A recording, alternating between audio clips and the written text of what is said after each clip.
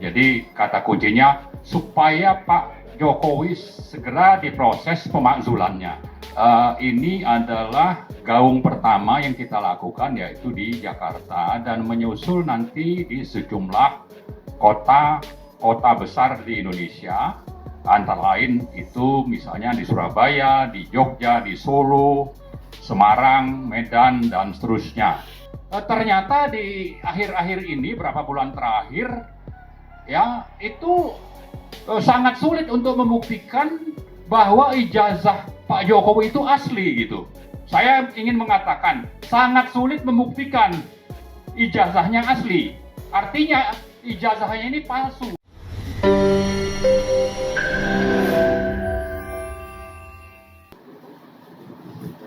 Terima kasih Om Lim. Assalamualaikum warahmatullahi wabarakatuh. Alhamdulillahirabbil alamin. Allahumma sholli ala sayyidina Muhammad. Sedikit informasi tentang pemakzulan ya. Jadi acara kita, kata kunci pentingnya hari ini adalah pemakzulan. Tapi kalau kita kaitkan dengan petisi 100, sebetulnya petisi 100 itu ujungnya menuntut dua hal. Pertama, supaya DPR, MK, kemudian MPR itu segera memproses pemakzulan Presiden Jokowi karena memang sudah melanggar banyak hal. Jadi kata kuncinya supaya Pak Jokowi segera diproses pemakzulannya. Kemudian tuntutan kedua adalah kita minta penyelenggara negara itu untuk memulihkan kedaulatan rakyat.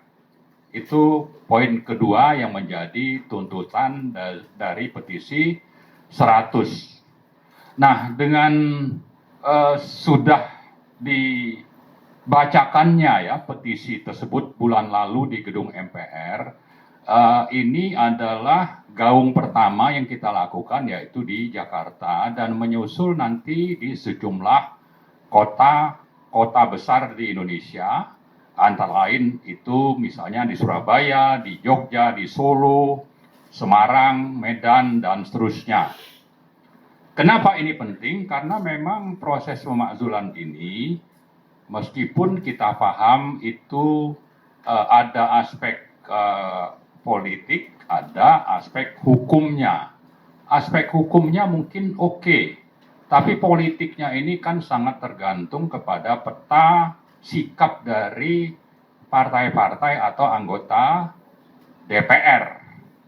Nah, karena itu pemakzulan ini kita harapkan bisa terlaksana dengan bergaungnya tuntutan di seluruh Indonesia, dimulai dengan kota-kota besar yang saya sebutkan tadi. Mungkin tidak dalam waktu dekat, tapi kalau perlawanan ini terus mengalir dari satu kota ke kota lain semakin besar, ya silakan saja sikap politik dari partai-partai itu demikian. Tapi kalau rakyat sudah menuntut, ya maka tidak ada alasan bagi mereka itu untuk bicara hanya politik sehingga pemakzulan itu tidak terlaksana. Ya, jadi kembali saya ingatkan bahwa kita akan terus bersuara bahwa acara-acara seperti ini akan terus berlangsung, dan di sisi lain kita berharap bahwa rakyat itu nanti akan benar-benar menyatakan sikapnya menuntut supaya pemakzulan itu bisa terlaksana. Nah, satu hal mungkin saya perlu membacakan ya, kalau kita bicara pemakzulan itu antara lain diatur salah satunya itu di pasal 7A Undang-Undang Dasar 1945. Biar tidak salah nih saya baca saja. Presiden dan atau wakil presiden dapat diberhentikan dalam masa jabatannya oleh MPR atas usul DPR, baik apabila terbukti telah melakukan pelanggaran hukum berupa pengkhianatan terhadap negara, korupsi, penyuapan, tindak pidana berat lainnya, atau perbuatan tercela, maupun apabila terbukti tidak lagi memenuhi syarat sebagai presiden dan wakil presiden. Nah, saya ada mengutip uraian dari salah satu pakar hukum tata negara. Beliau itu menyatakan bahwa kalau di Amerika itu delik untuk pemakzulan itu dibagi dua. Nah, di kita ini katanya disebutkan dibagi tiga. Pertama, pelanggaran pidana. Pidananya itu apa? Pengkhianatan terhadap negara, penyuapan, korupsi, dan kejahatan tingkat tinggi lainnya. Itu yang pertama. Yang kedua, pelanggaran etika. Ya, mungkin ini bisa dianggap seperti cawe-cawe, upaya perpanjangan masa jabatan, dan seterusnya. Kemudian yang ketiga, gagal administrasi. Tidak memenuhi syarat sebagai capres. Memang itu syaratnya ada saat pencalonan. Nah, masalahnya poin ketiga ini adalah ternyata di akhir-akhir ini, berapa bulan terakhir, ya itu sangat sulit untuk membuktikan bahwa ijazah Pak Jokowi itu asli gitu. Saya ingin mengatakan sangat sulit membuktikan ijazahnya asli.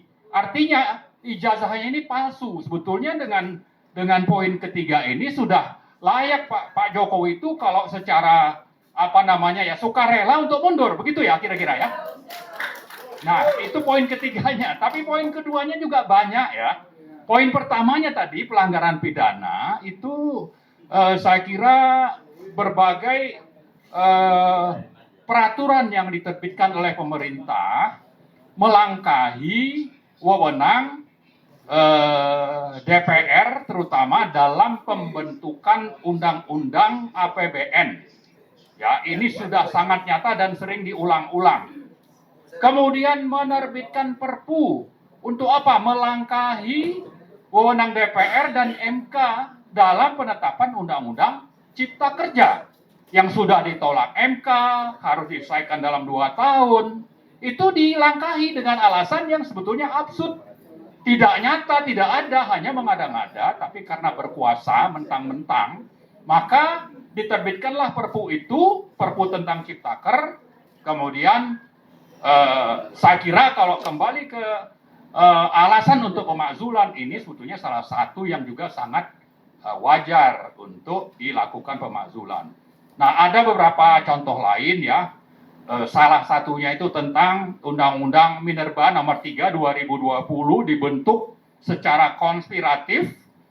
Usulnya itu datang dari pemerintah, dibahas di ruang-ruang tertutup, tapi akhirnya ujungnya adalah merampok aset minerba milik negara, milik rakyat, yang khusus hanya dari batu bara saja, itu nilainya antara 3.000 sampai 7.000 triliun.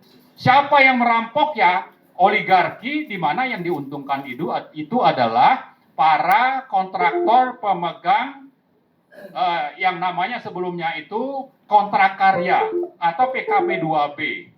Lalu belakangan berubah menjadi izin. Bahkan yang mempunyai izin pun otomatis dapat perpanjangan. Menurut konstitusi sebetulnya ini harus dikembalikan kepada negara, lalu dibahas oleh pemerintah dan DPR, dan menurut pasal 33 ini mestinya dikelola oleh BUMN. Nah, itulah yang dirampok. Nah, terakhir sekali adalah tentang polemik pendapatan negara yang meningkat menurut Pak Jokowi dari hilirisasi mineral. Ya, diklaim sangat besarnya itu dari 500 triliun rupiah di 2022. Nah, ini sebetulnya di samping untuk pencitraan, tapi juga ini adalah kebohongan publik yang sangat nyata. Sehingga kalau kita kembali tadi ke delik, ini sudah tidak punya etika. Ya, tidak ada etikanya nih melakukan politik pencitraan, bilang dapat penerimaan negara besar dari 510 triliun, tapi faktanya itu sangat minim, hanya mungkin 10% maksimum. Kenapa bisa seperti itu? Karena Pak Jokowi sendiri yang menerbitkan peraturan tentang tax holiday. Pak Luhut yang membiarkan TKA Cina masuk dan menggunakan visa kerja, sehingga pemerintah itu tidak dapat memungut kewajiban kalau ada pekerja di sini itu bayar iuran.